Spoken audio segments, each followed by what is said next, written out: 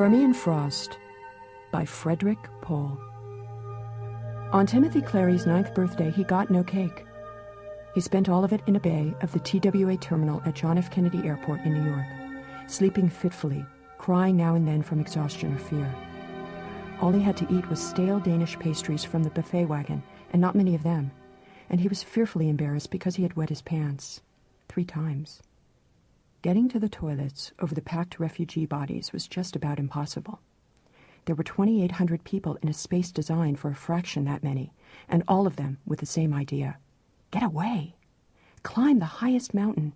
Drop yourself splat, sprang right in the middle of the widest desert. Run. Hide. And pray. Pray as hard as you can, because even the occasional plane load of refugees that managed to fight their way aboard and even take off had no sure hope of refuge when they got wherever the plane was going. Families parted. Mothers pushed their screaming children aboard a jet and melted back into the crowd before screaming, more quietly, themselves. Because there had been no launch order yet, or none that the public had heard about anyway, there might still be time for escape. A little time. Time enough for the TWA terminal and every other airport terminal everywhere to jam up with terrified lemmings. There was no doubt that the missiles were poised to fly. The attempted Cuban coup had escalated wildly, and one nuclear sub had attacked another with a nuclear charge. That, everyone agreed, was the signal. The next event would be the final one. Timothy knew little of this, and there would have been nothing he could have done about it, except perhaps cry, or have nightmares, or wet himself. And young Timothy was doing all of those anyway. He did not know where his father was. He didn't know where his mother was either, except that she had gone somewhere to try to call his father. But then there had been a surge that could not be resisted when 3 747s at once had announced boarding, and Timothy had been carried far from where he had been left. Worse than that. Wet as he was, with a cold already, he was beginning to be very sick. The young woman who had brought him the Danish pastries put a worried hand to his forehead and drew it away helplessly. The boy needed a doctor. But so did 100 others, elderly heart patients and hungry babies, and at least 2 women close to childbirth. If the terror had passed and the frantic negotiations had succeeded, Timothy might have found his parents again in time to grow up and marry and give them grandchildren. If one side or the other had been able to preempt and destroy the other and save itself.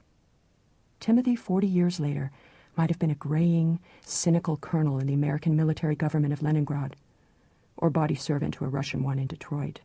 Or if his mother had pushed just a little harder earlier on, he might have wound up in the plane of refugees that reached Pittsburgh just in time to become plasma. Or if the girl who was watching him had become just a little more scared and a little more brave, and somehow managed to get him through the throng to the improvised clinics in the main terminal, he might have been given medicine and found somebody to protect him and take him to a refuge, and lived. And that is, in fact, what did happen. Because Harry Malibert was on his way to a British Interplanetary Society seminar in Portsmouth, he was already sipping Beefeater martinis in the terminal's Ambassador Club when the unnoticed TV at the bar suddenly made everybody notice it. Those silly nuclear attack communication systems that the radio station tested out every now and then, and nobody paid any attention to anymore? Why, this time it was real. They were serious. Because it was winter and snowing heavily, Malibert's flight had been delayed anyway. Before its rescheduled departure time came, all flights had been embargoed. Nothing would leave Kennedy until some official somewhere decided to let them go. Almost at once, the terminal began to fill with would-be refugees. The Ambassador Club did not fill at once. For 3 hours, the ground crew stew at the desk resolutely turned away everyone who rang the bell who could not produce the little red card of admission. But when the food and drink in the main terminals began to run out, the chief of operations summarily opened the club to everyone. It didn't help relieve the congestion outside. It only added to what was within. Almost at once, a volunteer doctors' committee seized most of the club to treat the ill and injured from the thickening crowds, and people like Harry Malibert found themselves pushed into the bar area. It was one of the operations staff, commandeering a gin and tonic at the bar for the sake of the calories more than the booze, who recognized him. "You're Harry Malibert. I heard you lecture once at Northwestern." Malibert nodded. Usually when someone said that to him, he answered politely, "I hope you enjoyed it." But this time it did not seem appropriate to be normally polite, or normal at all. You showed slides of Arecibo, the man said dreamily. You said that radio telescope could send a message as far as the great nebula in Andromeda, 2 million light-years away. If only there was another radio telescope as good as that one there to receive it. You remember very well, said Malibert, surprised. You made a big impression, Dr. Malibert. The man glanced at his watch, debated, took another sip of his drink. It really sounded wonderful using the big telescopes to listen for messages from alien civilizations somewhere in space. Maybe hearing some, maybe making contact, maybe not being alone in the universe anymore. You made me wonder why we hadn't seen some of these people already, or anyway heard from them. But maybe, he finished, glancing bitterly at the ranked and guarded aircraft outside. Maybe now we know why. Malibert watched him go, and his heart was leaden. The thing he had given his professional career to, SETI, the search for extraterrestrial intelligence, no longer seemed to matter.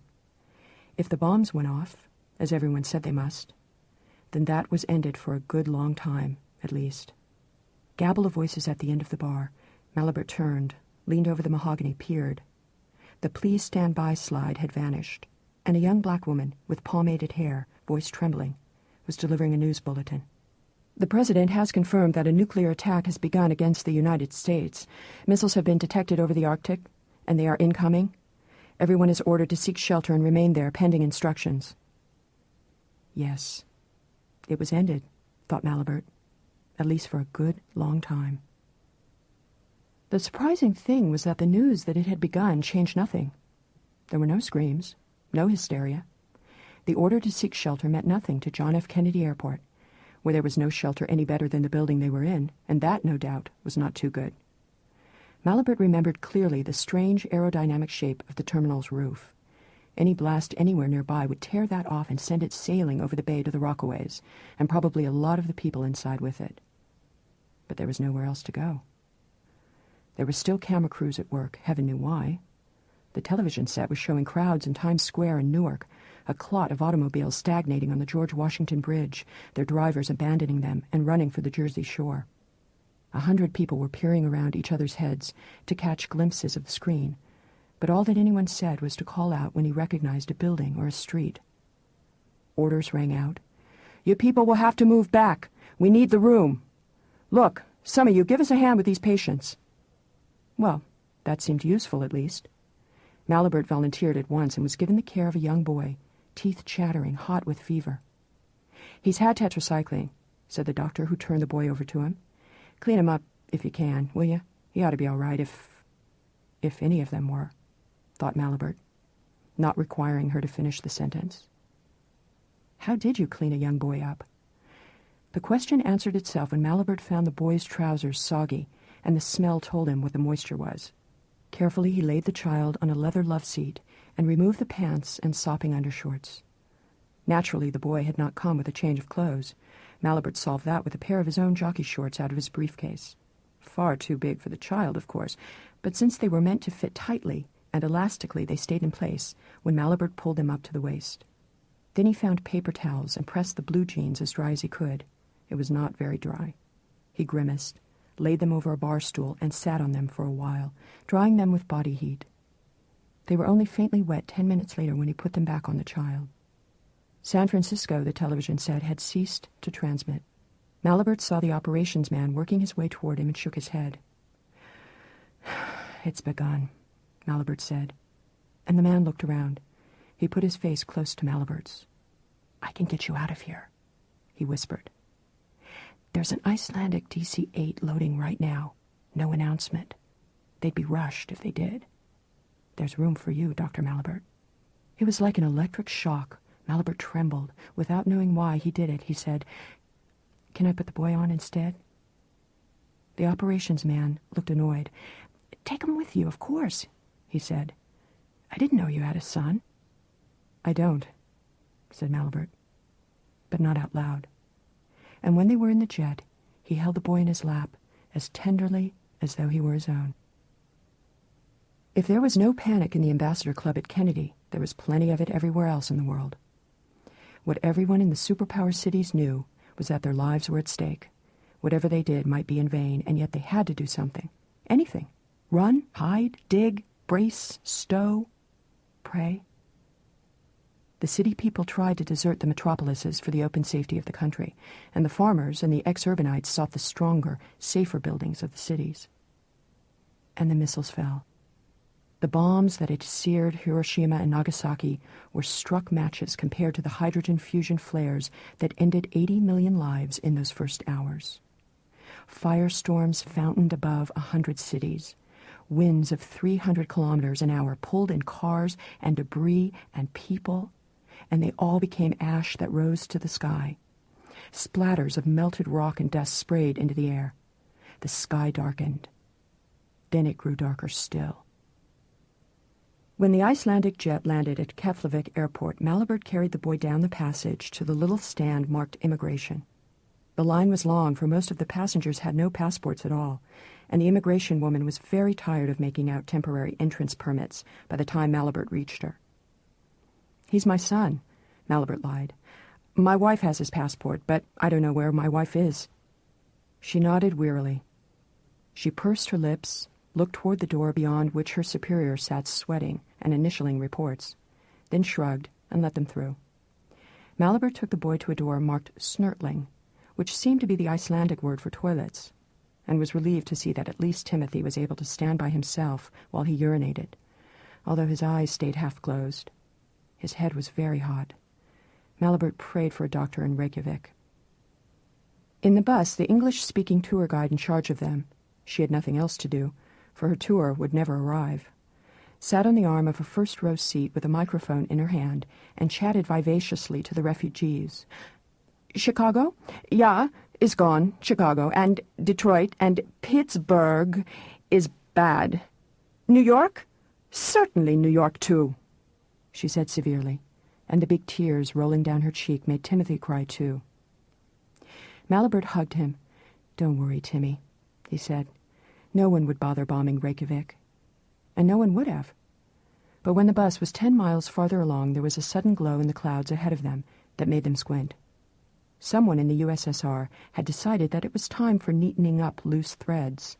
That someone, whoever remained in whatever remained of their central missile control, had realized that no one had taken out that supremely, insultingly dangerous bastion of imperialist American interests in the North Atlantic, the United States Air Base at Keflavik.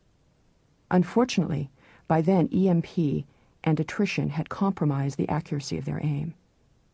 Malibert had been right. No one would have bothered bombing Reykjavik, on purpose. But a 40-mile miss did the job anyway, and Reykjavik ceased to exist. They had to make a wide detour inland to avoid the fires and the radiation, and as the sun rose on their first day in Iceland, Malibert, drowsing over the boy's bed after the Icelandic nurse had shot him full of antibiotics, saw the daybreak in awful, sky-drenching red. It was worth seeing, for in the days to come, there was no daybreak at all. The worst was the darkness, but at first that did not seem urgent. What was urgent was rain. A trillion dust particles nucleated water vapor. Drops formed. Rain fell, torrents of rain, sheets and cascades of rain. The rivers swelled. The Mississippi overflowed, and the Ganges, and the Yellow. The high dam at Aswan spilled water over its lip, then crumbled. The rains came where rains came never. The Sahara knew flash floods. The flaming mountains at the edge of the Gobi flamed no more. A 10-year supply of rain came down in a week and rinsed the dusty slopes bare. And the darkness stayed. The human race lives always 80 days from starvation. That is the sum of stored food globe-wide. It met the nuclear winter with no more and no less. The missiles went off on the 11th of June. If the world's larders had been equally distributed, on the 30th of August the last mouthful would have been eaten. The starvation deaths would have begun and ended in the next 6 weeks. Exit the human race. The larders were not equally distributed. The northern hemisphere was caught on one foot, fields sown, crops not yet grown. Nothing did grow there. The seedlings poked up through the dark earth for sunlight, found none, died. Sunlight was shaded out by the dense clouds of dust exploded out of the ground by the H-bombs. It was the Cretaceous repeated. Extinction was in the air. There were mountains of stored food in the rich countries of North America and Europe, of course, but they melted swiftly. The rich countries had much stored wealth in the form of their livestock, Every steer was 1,000,000 calories of protein and fat. When it was slaughtered, it saved thousands of other calories of grain and roughage for every day lopped off its life and feed. The cattle and pigs and sheep, even the goats and horses, even the pet bunnies and the chicks, even the very kittens and hamsters. They all died quickly and were eaten to eke out the stores of canned foods and root vegetables and grain. There was no rationing of the slaughtered meat. It had to be eaten before it spoiled. Of course, even in the rich countries, the supplies were not equally distributed. The herds and the grain elevators were not located on Times Square or in the Loop. It took troops to convoy corn from Iowa to Boston and Dallas and Philadelphia. Before long, it took killing. Then it could not be done at all. So the city starved first. As the convoys of soldiers made the changeover from seizing food for the cities to seizing food for themselves, the riots began, and the next wave of mass death. These casualties didn't usually die of hunger. They died of someone else's. It didn't take long. By the end of summer, the frozen remnants of the cities were all the same. A few thousand skinny, freezing desperados survived in each, sitting guard over their troves of canned and dried and frozen foodstuffs. Every river in the world was running sludgy with mud to its mouth as the last of the trees and grasses died and relaxed their grip on the soil. Every rain washed dirt away. As the winter dark deepened, the rains turned to snow. The flaming mountains were sheeted in ice now, ghostly, glassy fingers uplifted to the gloom. Men could walk across the Thames at London now, the few men who were left, and across the Hudson, across the Wangpu, across the Missouri between the two Kansas cities. Avalanches rumbled down on what was left of Denver. In the stands of dead timber, grubs flourished. The starved predators scratched them out and devoured them. Some of the predators were human. The last of the Hawaiians were finally grateful for their termites. A Western human being, comfortably pudgy on a diet of 2,800 calories a day, resolutely jogging to keep the flab away or mournfully conscience-stricken at the thickening thighs and the waistbands that won't quite close, can survive for 45 days without food. By then the fat is gone. Protein reabsorption of the muscles is well along. The plump housewife or businessman is a starving scarecrow. Still, even then, care and nursing can still restore health. Then it gets worse. Dissolution attacks the nervous system. Blindness begins. The flesh of the gums recedes, and the teeth fall out. Apathy becomes pain, then agony, then coma, then death. Death for almost every person on Earth. For 40 days and 40 nights the rain fell, and so did the temperature. Iceland froze over. To Harry Malibert's astonishment and dawning relief, Iceland was well equipped to do that. It was one of the few places on Earth that could be submerged in snow and ice and still survive. There is a ridge of volcanoes that goes almost around the Earth. The part that lies between America and Europe is called the Mid-Atlantic Ridge, and most of it is underwater. Here and there, like boils erupting along a forearm, volcanic islands poke up above the surface. Iceland is one of them. It was because Iceland was volcanic that it could survive when most places died of freezing, but it was also because it had been cold in the first place. The survival authorities put Malibert to work as soon as they found out who he was.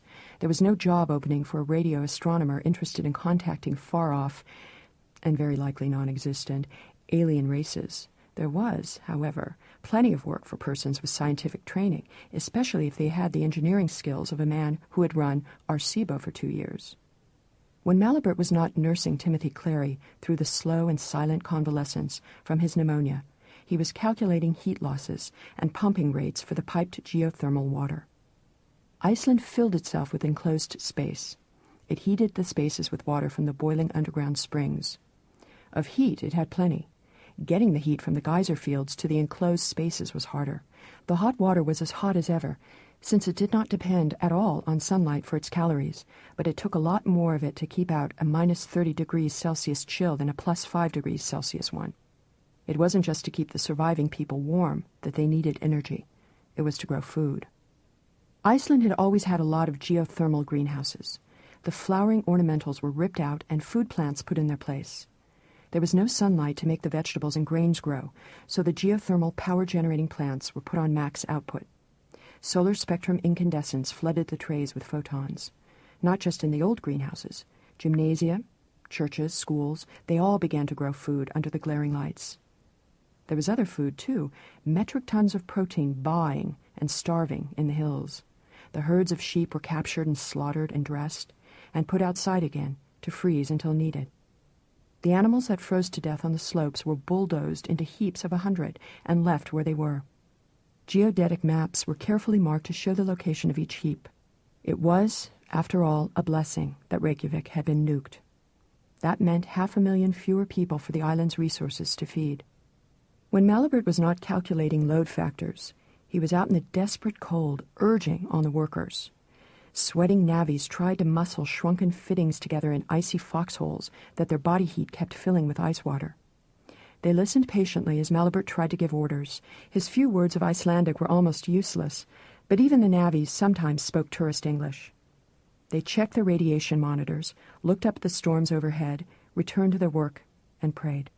Even Malibert almost prayed when one day, trying to locate the course of the buried coastal road, he looked out on the sea ice and saw a gray-white ice hummock that was not an ice hummock. It was just at the limits of visibility, dim on the fringe of the road crew's work lights, and it moved. "A polar bear," he whispered to the head of the work crew, and everyone stopped while the beast shambled out of sight. From then on, they carried rifles. When Malibert was not incompetent, technical advisor to the task of keeping Iceland warm, or almost incompetent but learning, substitute father to Timothy Clary, he was trying desperately to calculate survival chances. Not just for them, for the entire human race. With all the desperate flurry of survival work, the Icelanders spared time to think of the future. A study team was created, physicists from the University of Reykjavik, the surviving supply officer from the Keflavik Air Base, a meteorologist on work study from the University of Leiden to learn about North Atlantic air masses. They met in the Gasthus, where Malibert lived with the boy, and usually Timmy sat silent next to Malibert while they talked. What they wanted was to know how long the dust cloud would persist. Someday the particles would finish dropping from the sky, and then the world could be reborn, if enough survived to parent a new race anyway. But when? They could not tell. They did not know how long, how cold, how killing the nuclear winter would be. "We don't know the megatonnage," said Malibert. "We don't know what atmospheric changes have taken place. We don't know the rate of insulation.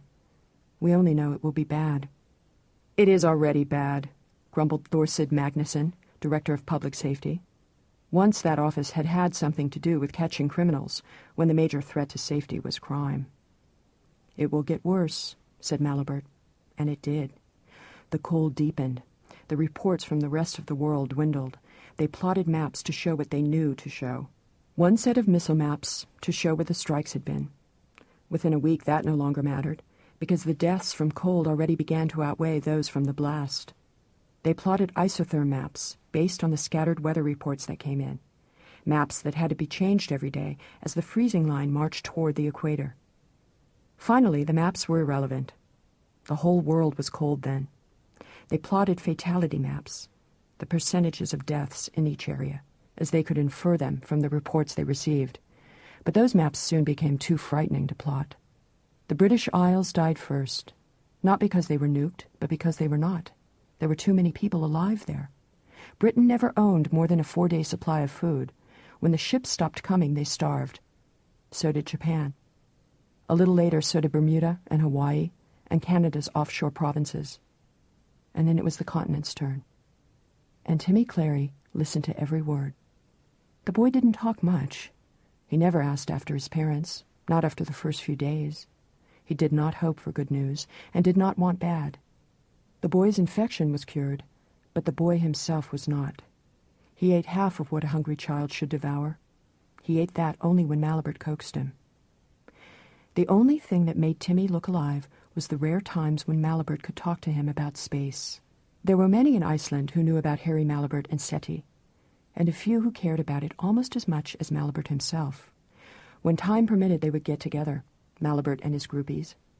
There was Lars the postman, now pick-and-shovel ice excavator, since there was no mail. Ingar, the waitress from the Loflighter Hotel, now stitching heavy drapes to help insulate dwelling walls. Elda, the English teacher, now practical nurse, frostbite cases a specialty. There were others, but those three were always there when they could get away. They were Harry Malibert fans who had read his books and dreamed with him of radio messages from weird aliens from Aldebaran, or world ships that could carry million-person populations across the galaxy on voyages of 100,000 years. Timmy listened and drew sketches of the world ships. Malibert supplied him with dimensions. "I talked to Jerry Webb," he said, "and he'd worked it out in detail. It is a matter of rotation rates and strength of materials. To provide the proper simulated gravity for the people in the ships, the shape has to be a cylinder, and it has to spin. 16 kilometers is what the diameter must be. Then the cylinder must be long enough to provide space, but not so long that the dynamics of spin cause it to wobble or bend. Perhaps 60 kilometers long. 1 part to live in, 1 part to store fuel, and at the end, a reaction chamber where hydrogen fusion thrusts the ship across the galaxy." "Hydrogen bombs," said the boy. "Harry, why don't the bombs wreck the world ship?" "It's engineering," said Malibert honestly, "and I don't know the details. Jerry was going to give his paper at the Portsmouth meeting. It was one reason I was going." But of course, there would never be a British Interplanetary Society meeting in Portsmouth now, ever again. Elda said uneasily, "It is time for lunch soon. Timmy, will you eat some soup if I make it?" And did make it, whether the boy promised or not. Elda's husband had worked at Keflavik in the PX, an accountant. Unfortunately, he had been putting in overtime there when the follow-up missile did what the miss had failed to do, and so Elda had no husband left, not enough even to bury.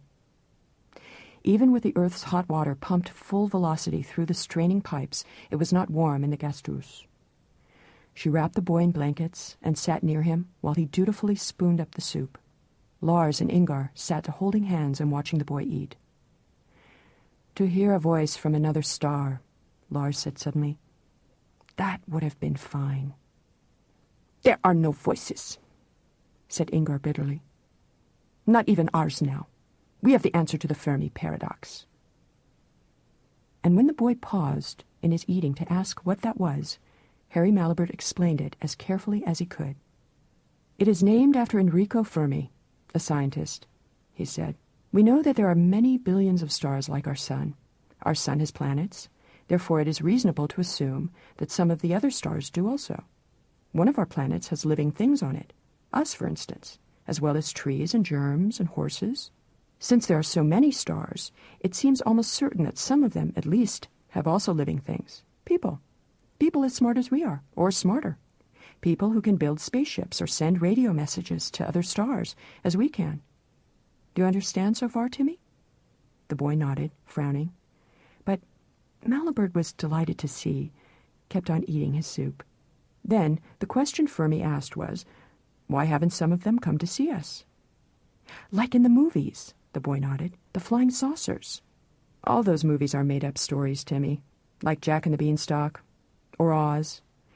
Perhaps some creatures from space have come to see us sometime, but there is no good evidence that this is so. I feel sure there would be evidence if it had happened. There would have to be.